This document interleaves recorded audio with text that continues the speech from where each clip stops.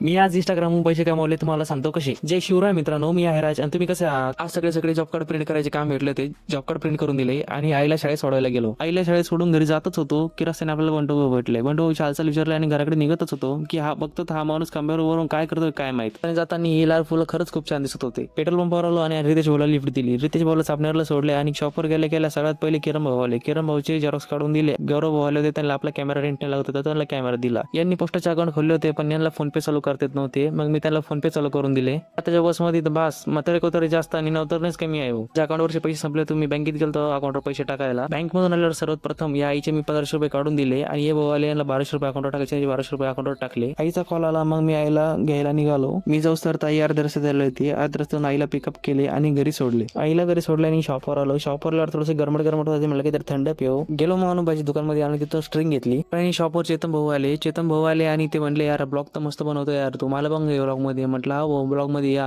पण यार आपल्याला कोणी सपोर्टच करायला तयार नाही. चेतन भाऊ गेले आणि अजय भाऊ आले आपल्याकडे डीजे ऑपरेटर. कोणाला डीजे ऑपरेटिंग साठी जर माणूस लागत असेल तर तुम्ही याला संपर्क साधू शकता. आणि हो, तुम्हाला आपल्या शॉपवर असे प्लास्टिकचे पीव्हीसी कार्ड पण बनवून भेटेल, ज्याच्यामध्ये तुम्ही Aadhaar card, PAN card, driving licence, voter ID card असे काही पण बनवू शकतात. आणि कालचा आपला इंस्टाग्रामवरचा अकाउंट ओपनिंगचा व्हिडिओ बघून हा पण दादा इंडस्ट्रियल बँकचे अकाउंट ओपन करायला होता. त्याला आपण इंडस्ट्रियल बँकचे अकाउंट ओपन करून दिले. बँक अकाउंट ओपन करून झाल्यावर एक काका आले. त्यांना त्यांचे कामगार कल्याणचे क्लेम टाकायचे होते पण त्यांचे रिन्युअल संपलेले होते. आणि तेवढ्यात पवन भाऊ आले. पवन भाऊचे लग्न आहे 24 तारखेला. त्यांनी आपल्याला इन्व्हिटेशन दिले आणि आजचा ब्लॉग तर संपूया. कमेंट मध्ये नक्की सांगा तुम्हाला ब्लॉग कसा वाटला आणि जर तुम्हाला समजले असेल तर मी इंस्टाग्रामवरून कसे पैसे कमवले तर कमेंट करून सांगा.